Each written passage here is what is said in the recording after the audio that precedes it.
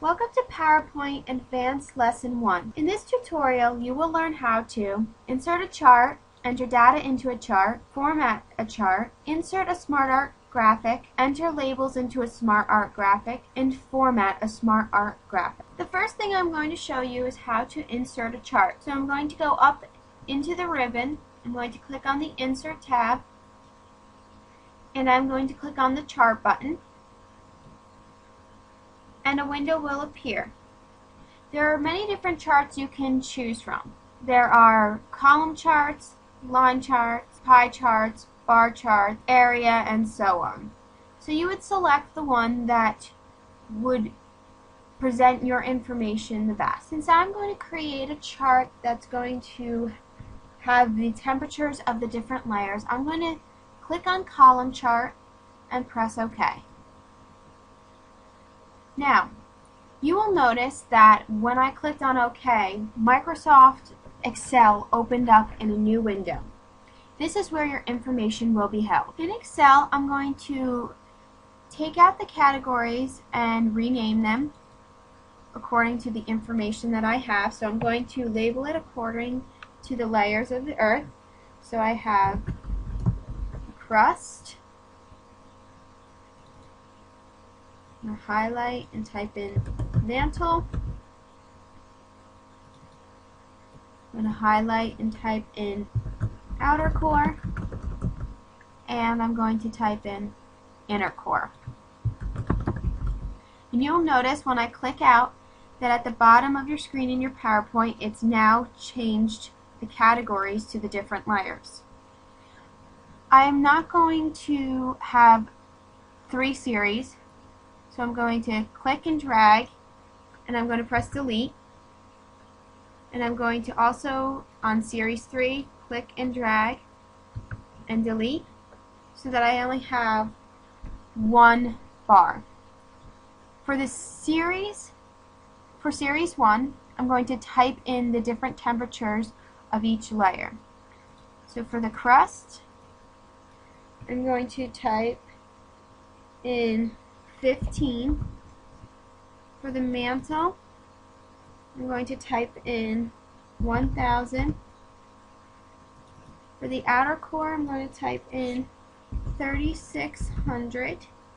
And for the inner core, I'm going to type 4200. As you can see, as I make changes in Excel, it makes changes to your chart inside of PowerPoint. I'm going to click on the series 1 and rename this as temperature. To get rid of these other columns, I'm going to highlight, right click, and I'm going to go to delete and delete table column, and now you see it deletes it. And I'm going to go ahead and delete the second one, and now it's gone, and I'm just left with temperature. So that's how you create a chart using Excel to change the information of what is going to go inside your chart on PowerPoint. Once I've entered the data into Excel, I'm now finished, and I'm going to X out of Excel, and you can see that the PowerPoint has now expanded and is full screen. Now I'm going to show you how to format your chart. The first thing that I want to do is I want to click on the chart. I'm going to move it. I just did something I didn't want to, so I'm going to press Ctrl-Z to undo. Now I'm going to click on the chart and move it to the left side of the screen so that the labels underneath are not touching the action buttons. And I'm going to expand it so that temperature is written on one line. First thing that I'm going to do to format this chart is I'm going to change the color of the bars. So I'm going to right click on the bar, and I'm going to format data series, and I'm going to go to fill, and I'm going to select solid, and obviously it changed it to yellow because that's the color that was selected. I could also click on gradient, and it changes it to different gradients. So you can change it based on the color that you would like to have it. So I'm going to go back to solid, and I'm going to just leave it yellow so that it's nice and bright. And when you're done, you can press close. Don't forget you also have the option of border color. So if I pick a solid line and black, I can add that to it, or I can change the border style. I can change the thickness of the line. So now you see they're getting darker. So there's that option as well. There's a shadow you can have, a glow and soft edge, or change it to a 3D format. So you can choose however you want to change these bars. When you're finished, just press close. And now you have your bar. You have your title, you have your different labels. I know that these bars mean temperature, and these are the numbers that tell me the different temperatures of the different layers of Earth. Another way you could format your bars instead of right-clicking on them is you can go up to the ribbon on the top. You'll see it says Chart Tools, and you'll see 3 tabs. Design, which is the pictures you see here, and if you press this button over here with the arrow with the line above, it will extend it out to show you all different options. You could also select Layout, and you can format your chart using this information up here, and here's the Format button, which changes the shape, the outline, the effect, all of the same things that I showed you by right-clicking on the bar and having that window, that formatting window open up. So whatever way is easier to you, you can select that way to format your chart. One last thing I'm going to show you about formatting charts is that you can actually change the background color behind the chart. So if I right-click on the chart and go down to Format Chart Area and select Solid Fill, you'll notice that it is now yellow behind the chart. And if I change my color, I have black, and I can change it to orange. So you can change it to whatever you want. You could also select a gradient fill, which will put color behind the chart. So again, there's options with changing the vertical bars, there's options with changing the background color behind the chart. You can make any of those changes from this format box, from this format window, that you can come to by right-clicking on what it is you want to change. I'm going to go back to No Fill because I like it just the way it was, and I'm going to press Close.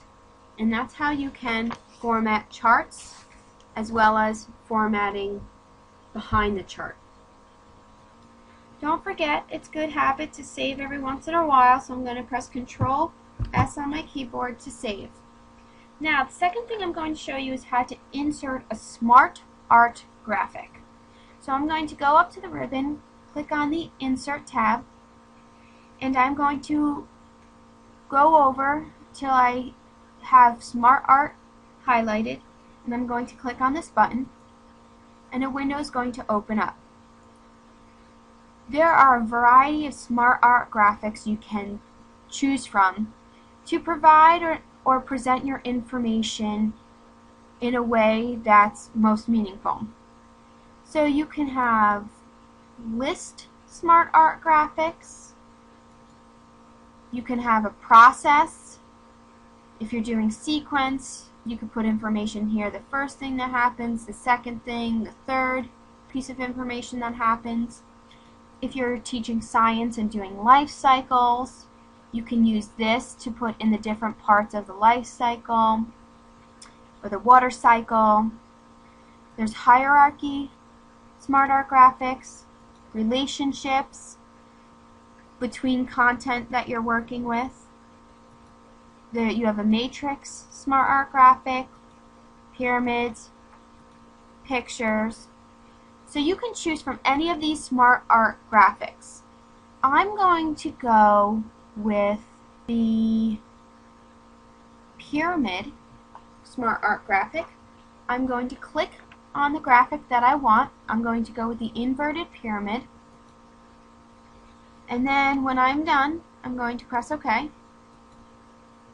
And after I press this, as you can see, as I pushed the button, it popped up on the screen.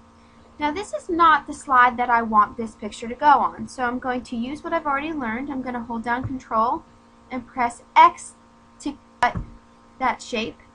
I'm going to go all the way back to my first slide, and I'm going to press Control V to copy.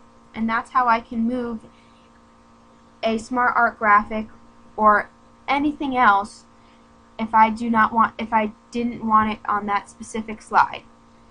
So now I'm going to click off and I'm going to move this Smart Art graphic to the side, and I'm going to minimize it so that I can see the earth. And I'm going to click on this picture and move it to the side so that I can fit in my information.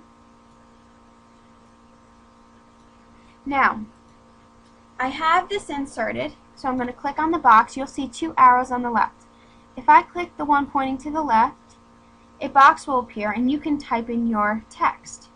So if I wanted to show you the layers of earth, I could put crust, and now you'll see that it's changed it to crust in the PowerPoint. Mantle, I can do outer core, and if I press enter, it's going to create a fourth one for me, and I could do inner core.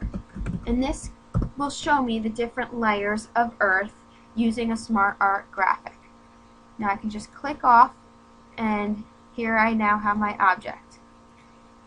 Now you notice the words do not fit in the triangle, so you can format the size of it so that it does fit.